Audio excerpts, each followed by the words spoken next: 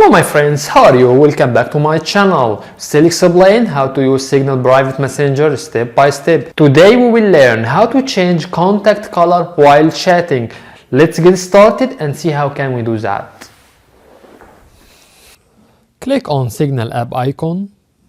Select the contact which you want to change color. Let's try this one. Press on 3 dots which shown on top right. Click on conversation setting. Scroll down till we get chat color.